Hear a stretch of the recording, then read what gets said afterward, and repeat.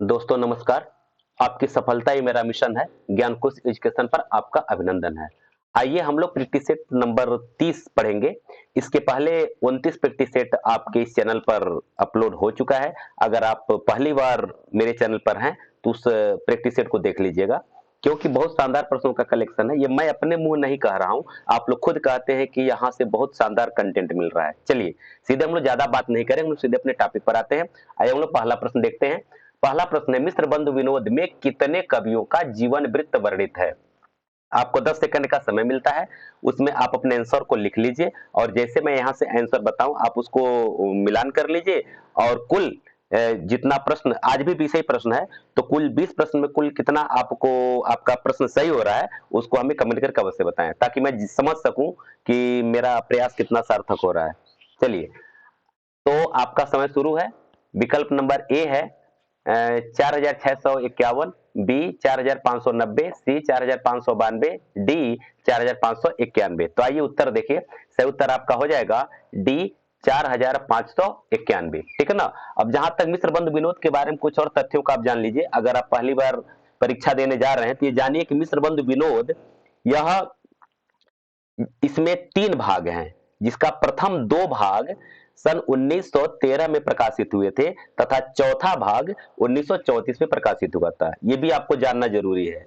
और अगर विकल्प में अगर बिल्कुल इसी तरह का आपको दिया रहे कि 4591, या कभी कभी विकल्प इस तरह से देता है कि लगभग 5000 कवि, तो अगर लगभग में आए तब भी आपको लगभग 5000 वाला ट्रिक करना होगा। ठीक है ना। चलिए हम लोग आगे बढ़ते हैं। हाँ, एक चीज और है। रीतकाल के संबंध में जो आचार्य रामचंद्र शुक्ल ने स्वयं ही कहा है कि रीतकाल के कवियों का परिचय लिखने में मैंने प्रायः उक्त ग्रंथ यानी मिश्र बंधु विनोद से ही विवरण लिए हैं। यानी कि आचार्य रामचंद्र शुक्ल जो है मिश्र बंधु विनोद से ज्यादा कुछ विषय वस्तु लेकर के और अपना हिंदी साहित्य का इतिहास लिखे हैं। चलिए प्रश्न नंबर 2 हम लोग देखते हैं। आचार्य रामचंद्र शुक्ल का इतिहास मूलतः नागरिक प्रचारणी सभा द्वारा प्रकाशित हिंदी शब्द सागर की भूमिका के रूप में हिंदी साहित्य का विकास नाम से प्रकाशित कब हुआ था? आपको ये बताना है। सन 1939, सन 1929, सन 1927 या सन 1923। तो ये बताएंगे आप कि हिंदी साहित्य का विकास के नाम से कब प्रकाशित हुआ था हिंदी शब्द सागर की भूमिका में। तो आइए सही उत्तर आपका है बी सन 1929 में। ठीक है ना। आइए प्रश्न नंबर 3 हम लोग देखते हैं। शिव सिंह सेंगर, जॉर्ज ग्रियर्सन तथा मिश्र बंधुओं ने इतिहास को किसने कवि वृत्त संग्रह की संज्ञा से अभिहित किया है? मतलब ये ए हजारी प्रसाद द्विवेदी, बी रामचंद्र शुक्ल, सी रामविलास शर्मा या फिर डी डॉक्टर नगेंद्र। यानी शिव सिंह सेंगर के रचना को, जॉर्ज ग्रियर्सन की रचना को, मिश्र बंधु की रचना को किसने कवि वृत्त संग्रह कहा है? आपका उत्तर ये होगा, देना है। ठीक है ना। तो सही उत्तर आपका हो जाएगा बी आचार्य रामचंद्र शुक्ल। ठीक है ना। आइए प्रश्न नंबर 4 हम लोग देखते हैं। A sketch of Hindi literature किसका इतिहास ग्रंथ है? आपको ये बताना है। A Edwin Greaves, B F E Keay, C Grierson या फिर डी गिल क्राइस्ट। ठीक है ना। तो आपका सही उत्तर क्या हो जाएगा? देखिए सही उत्तर आपका हो जाएगा ए एडविन ग्रीव्स। यह प्रश्न अक्सर पूछा जाता है, ध्यान रखिएगा। अगला प्रश्न देखिए। ए स्केच ऑफ हिंदी लिटरेचर का प्रकाशन वर्ष, वो तो रचना किसने किया है, अब आपको प्रकाशन वर्ष भी तैयार करना है। ए 1911, बी 1917, सी 1918 या फिर डी 1919। यानी कि ए स्केच ऑफ हिंदी लिटरेचर का प्रकाशन वर्ष क्या है? आइए उत्तर जानिए। सही उत्तर आपका हो जाएगा बी 1917 ईस्वी में यह प्रकाशित हुआ था। आइए हम लोग अगला प्रश्न देखते हैं। प्रश्न नंबर 6, हिस्ट्री ऑफ हिंदी लिटरेचर किसकी रचना है? A Edwin Greaves, B F E Keay, C Grierson या D Gilchrist. History of Hindi literature किसकी रचना है? तो आइए सही उत्तर जानिए। आपका सही उत्तर हो जाएगा बी एफ ई के। ठीक है ना। आइए प्रश्न नंबर 7 हम लोग देखते हैं। हिस्ट्री ऑफ हिंदी लिटरेचर का प्रकाशन वर्ष क्या है? आपको ये बताना है। ए सन 1929, बी सन 1922, सी सन 1920 या फिर डी सन 1925। A history of Hindi literature का प्रकाशन वर्ष आइए सही उत्तर देखिए, सही उत्तर आपका हो जाएगा सी, सन 1920। ठीक है ना। आइए अगला प्रश्न हम लोग प्रश्न नंबर 8 देखते हैं। तज़किरा ई शुअराई हिंदी के लेखक कौन हैं? आपको ये बताना है। ए मुल्ला बजही, बी हुसैन अली, सी गेसुदराज या फिर डी मौलवी करीमुद्दीन। आपको बताना है। तो सही उत्तर क्या है आप जानिए। सही उत्तर आपका हो जाएगा मौलवी करीमुद्दीन। आइए प्रश्न नंबर 9 देखते हैं। तज़किरा ई शुअराई हिंदी का प्रकाशन वर्ष क्या है? आपको यह बताना है, इसका प्रकाशन वर्ष आपको बताना है। ए सन 1858, बी सन 1848, सी सन 1838 या फिर डी सन 1845। ठीक है ना। तो आपका सही उत्तर क्या है बताइए। आइए उत्तर की जांच करिए। सही उत्तर आपका हो जाएगा बी सन 1848। ठीक है ना।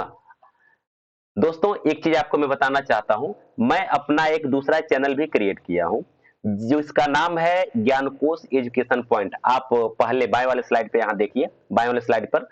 तो ये इसमें जो है कि मेरा उद्देश्य ये है कि जो कि ये जो मेरा वर्तमान चैनल है इसमें मिक्स कंटेंट है, जैसे कक्षा 9 का भी, 10 का, 11 का, 12 का, और भी बहुत सारा टेट या फिर जीआईसी या फिर और भी बहुत सारा वीडियो इसमें है। तो मैं सोच रहा हूं कि टीजीटी पीजीटी का मेरा स्पेशल एक चैनल हो, तो इसको मैं क्रिएट कर दिया हूं और बारी बारी से एक वीडियो इस चैनल पर और एक वीडियो उस चैनल पर। इस चैनल पर मैं आदिकाल से जो मैं शुरू किया हूं, आदिकाल से शुरू कर रहा हूं, आदिकाल, भक्तिकाल, रीतिकाल, इस तरह से सिस्टमेटिक ढंग से चलेगा। और नए वाले चैनल पे जो इधर आप देखिए कि ये चैनल्स वाले उसमें भी है, आप देखिए यहां भी पा सकते हैं, या मेरे होम पेज पर खोलेंगे तो होम पेज पर यहां देखिए लिखा हुआ है ज्ञानकोश एजुकेशन पॉइंट। तो मैं वहां से आधुनिक काल पढ़ाऊंगा, आधुनिक काल का इसी तरह से प्रैक्टिस सेट या फिर लेक्चर वीडियो जो कुछ भी वहां डाला जाएगा, तो हम बता देंगे, पहले बता देंगे कि आज जो ये है तो आपके इसी चैनल पर मिल रहा है ज्ञानकोश एजुकेशन पर। लेकिन अगला जब वीडियो होगा, जैसे मैं वीडियो रिकॉर्ड कर मैं बता दूंगा आपको कि अगला, आज ही जान लीजिए कि अगला वीडियो जो होगा वह आपका ज्ञानकोश एजुकेशन पॉइंट पर ही होगा। तो वहां से एकदम फ्रेश मैं टीजीटी पीजीटी का ही कंटेंट डालूंगा, इसलिए आप उस चैनल को सब्सक्राइब कर लीजिए। इसके पीछे एक दो उद्देश्य और भी है, क्योंकि इस समय बहुत सारे चैनल किसी न किसी कारणवश डिलीट हो जा रहे हैं, या फिर स्ट्राइक की भी बात आ जा रही है, या फिर और भी बहुत सारी समस्याएं आ जा रही हैं, कभी कभी हैक भी हो जा रहा है। तो एक मेरा बैकअप चैनल होना चाहिए, हर लोग बनाते भी हैं, तो मैं भी ऐसा सोच रहा हूं कि आप लोगों को कितना प्यार है, तो आप लोगों से जुड़ने का एक माध्यम है, तो उस चैनल को भी आप सब्सक्राइब करते चलिए। ठीक है ना। चलिए प्रश्न नंबर हम लोग अगला देखते हैं, प्रश्न नंबर 10।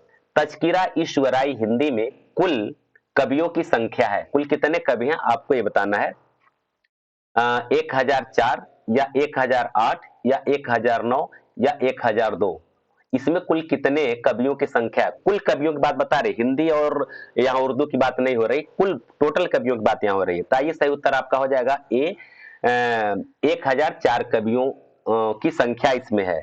प्रश्न नंबर 11। तज़किरा ईश्वराई हिंदी में हिंदी के कुल कितने कवि हैं? अब आपको ये बताना है इसमें हिंदी के कुल कितने कवि हैं, क्योंकि उर्दू हिंदी के दोनों मिक्स कवियों का वो संग्रह है, तो आपको बताना है। तो आइए सही उत्तर आपका क्या हो जाएगा, सही उत्तर जानिए। सही उत्तर आपका हो जाएगा बी, 62 कवि। कुल कितने कवि हैं? कुल 62 कवि हैं हिंदी के। ठीक है ना। आइए प्रश्न नंबर 15 हम लोग देखते हैं। हिंदी साहित्य का आलोचनात्मक इतिहास का प्रकाशन कब हुआ था? आपको ये बताना है हिंदी साहित्य का आलोचनात्मक इतिहास का प्रकाशन। ए सन 1937, बी सन 1933, सी सन 1935 या फिर डी सन 1938। ठीक है ना। तो आपका सही उत्तर क्या हो जाएगा? सही उत्तर हो जाएगा आपका डी, सन 1938। और आप जानते हैं कि हिंदी साहित्य का आलोचनात्मक इतिहास किसका है, यानी कि डॉक्टर राम कुमार वर्मा का है, आप सबको पता है ही। और अगर इसके प्रकाशन वर्ष की बात अगर किया जाए तो प्रकाशन वर्ष तो क्लियर हो गया कि 1938 ईस्वी का है। ठीक है ना। और इसमें 699 ईस्वी से 1600, आपको याद रखेंगे, आपको नोट भी कर लीजिए, 699 सॉरी 693 ईस्वी से 1693 ईस्वी तक के कालखंड को विवेचित किया गया है। ठीक है ना। और इन्होंने स्वयंभू को हिंदी का पहला कवि माने हैं। कौन? राम कुमार वर्मा स्वयंभू को हिंदी का पहला कवि माने हैं, ठीक है ना।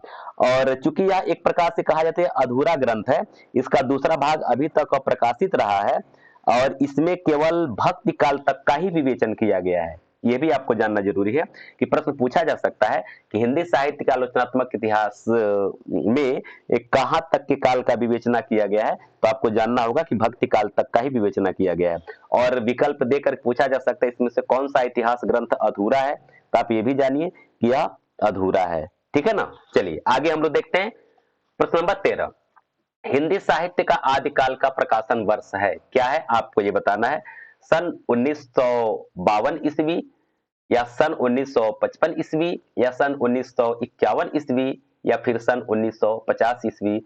तो आइए सही उत्तर जानिए। सही उत्तर आपका हो जाएगा ए, सन 1952 ईस्वी। प्रश्न नंबर 14। हिंदी साहित्य की भूमिका का प्रकाशन वर्ष क्या है। अब हिंदी साहित्य की भूमिका का प्रकाशन वर्ष आपको बताना है। ए सन 1945 ईस्वी, बी सन 1948 ईस्वी, सी सन 1940 ईस्वी या डी सन 1942 ईस्वी, ठीक है ना। तो चलिए हम लोग सही उत्तर जानते हैं। सही उत्तर आपका हो जाएगा सी, सन 1940 ईस्वी, ठीक है ना। आइए प्रश्न नंबर 15 हम लोग देखते हैं। हिंदी साहित्य का बृहद इतिहास कितने खंडों में है, आपको ये बताना है। हिंदी साहित्य का बृहद इतिहास कुल कितने खंडों में है। ए 18 खंड, बी 16 खंड, सी 15 खंड या फिर डी 19 खंड। तो आपका सही क्या है ये बताना है। तो सही उत्तर आपका हो जाएगा बी 16 खंड, ठीक है ना। हिंदी साहित्य का बृहद इतिहास जो है 16 खंडों में विभक्त है। आइए प्रश्न नंबर 16 हम लोग देख लेते हैं। रीतिकाल को कलाकाल किसने कहा है। रीतिकाल को कलाकाल किसने कहा है। ए आचार्य Ramchandra Shukla, B George Grierson, सी आचार्य विश्वनाथ प्रसाद मिश्र या फिर डी रमाशंकर शुक्ल रसाल, ठीक है ना। तो इसका सही उत्तर क्या हो जाएगा। सही उत्तर आपका हो जाएगा डी रमाशंकर शुक्ल रसाल। दोस्तों आप अब तक 16 प्रश्न देख चुके। प्रश्नों का लेवल कैसा आप हमें अवश्य बताएं। और चूंकि इसमें मैं बहुत कठिन प्रश्नों को नहीं उठाया हूं, हालांकि इसके पहले का वीडियो आप देखे होंगे, आप लोग खुद कह रहे थे सर बहुत ही हाई लेवल का प्रश्न है। तो चूंकि अब यह एक मिक्स कंटेंट है और मैं सरल और कठिन सभी प्रश्नों को दे रहा हूं, क्योंकि ऐसा नहीं कि केवल कठिन प्रश्न ही परीक्षा में पूछे जाते हैं, कभी कभी सरल प्रश्न भी पूछे जाते हैं और वहां हमारा ध्यान नहीं जाता है, यानी उसको नहीं पढ़ते हैं तो ध्यान से उतर जाता है, तो गलत हो जाता है, तो दिक्कत होने लगता है। तो हर एक तरह का कंटेंट आपको यहां से मिल रहा है। तो अगर वीडियो अच्छा लग रहा हो तो बस वही एक छोटा सा रिक्वेस्ट, इसको लाइक कर लीजिए और अपने दोस्तों को शेयर कर दीजिए। और मेरे चैनल पर नए हैं और यहाँ से हिंदी से संबंधित तैयारी करना चाहते हैं तो आप इसको सब्सक्राइब भी कर लीजिए। आइए प्रश्न नंबर 17 हम लोग देखते हैं। जैसे पुराना चावल ही बड़े आदमियों को खाने योग्य समझा जाता है, वैसे ही अपने समय से कुछ पुरानी पड़ी हुई परंपरा के गौरव से युक्त भाषा ही पुस्तक रचने वालों के व्यवहार योग्य समझी जाती थी। यह एक कथन है। किसका कथन है। रामचंद्र शुक्ल का उपयुक्त कथन हिंदी साहित्य के इतिहास के आदिकाल के किस प्रकरण में है। यह प्रश्न निसंदेह आपको लगेगा हाँ यार ये तो प्रश्न है, क्योंकि इतना डीपली प्रश्न जल्दी कहीं आपको मिलेगा नहीं। तो आपको ये बताएं हिंदी साहित्य के इतिहास के किस प्रकरण में यह कथन है, आपको ये बताना है। तो आइए देखिए, ए प्रकरण 1, बी प्रकरण 2, प्रकरण 1, प्रकरण 2, सी प्रकरण 3 या फिर डी प्रकरण 4। तो आइए सही उत्तर जानिए। सही उत्तर आपका हो जाएगा डी प्रकरण 4 में यह वाक्यांश यानी कि यह कथन जो है कि प्रकरण 4 में है, ठीक है ना। आइए प्रश्न नंबर 18 हम लोग देखते हैं। हिंदी शब्द सागर संपादित ग्रंथ है। हिंदी शब्द सागर का संपादन किसने किया आपको यह बताना है। ए रामचंद्र शुक्ल, बी हजारी प्रसाद द्विवेदी, सी श्याम सुंदर दास या फिर डी डॉक्टर नगेंद्र। तो आइए सही उत्तर जानिए। सही उत्तर आपका हो जाएगा सी श्याम सुंदर दास। हिंदी शब्द सागर श्याम सुंदर दास का संपादित ग्रंथ है। प्रश्न नंबर 19 हम लोग देखते हैं। मिस्र बंधुओं ने परिवर्तन काल की समय सीमा निर्धारित की है। क्या की है परिवर्तन काल की समय सीमा, आपको यह बताना है। ए संबत 1890 विक्रमी से संबत 1924 विक्रमी या फिर 1791 विक्रमी से 1889 विक्रमी, 1890 विक्रमी से 1925 विक्रमी ईस्वी या फिर 1791 ईस्वी से 1889 ईस्वी। तो सही विकल्प आपका क्या होगा जानिए, ए संवत 1890 विक्रमी से संवत 1924 विक्रमी। ध्यान रखेंगे विक्रमी में ही होगा, अगर ये ईस्वी रहेगा तो कंफ्यूज मत होइएगा, ठीक है ना। आइए प्रश्न नंबर 20, डॉक्टर बच्चन सिंह का हिंदी साहित्य का दूसरा इतिहास का प्रकाशन वर्ष है, क्या है आपको ये बताना है। हालांकि सब प्रश्न काफी चर्चित हैं और आपको, आप सभी लोगों का सही होना भी चाहिए। ए सन 1991 ईस्वी, बी सन 1996 ईस्वी, सी सन 1998 ईस्वी या फिर डी 2002 ईस्वी। तो सही उत्तर क्या है आइए देखते हैं। सही उत्तर आपका हो जाएगा बी सन 1996 ईस्वी। दोस्तों अब तक आप हमारे साथ बने रहें। जाते जाते एक बार मैं अवश्य याद दिलाना चाहता हूं, अगला आधुनिक काल का वीडियो अब आपके इस नए चैनल पर ज्ञानकोश एजुकेशन पॉइंट पर मिलेगा और चैनल का लिंक इसी होम पेज पर ही मिल जाएगा, कहीं कोई ज्यादा दिक्कत नहीं है, या फिर आप चैनल में भी जाकर के उसको ढूंढ सकते हैं, ठीक है ना, चैनल वाले पार्ट में जाकर ढूंढ सकते हैं। तो चलिए चैनल सेक्शन में आप उसको, वहां उसका पूरा लोगो मिलेगा, सब कुछ मिलेगा, वहां से आप देख सकते हैं। तो अब तक आप हमारे साथ बने रहे, इसके लिए आप सबको बहुत बहुत धन्यवाद। वीडियो अच्छा लग रहा हो तो लाइक और शेयर कर दीजिए और मेरे चैनल पर नए हो तो आप इसको सब्सक्राइब कर लीजिए। एक बार पुनः आप सबको बहुत बहुत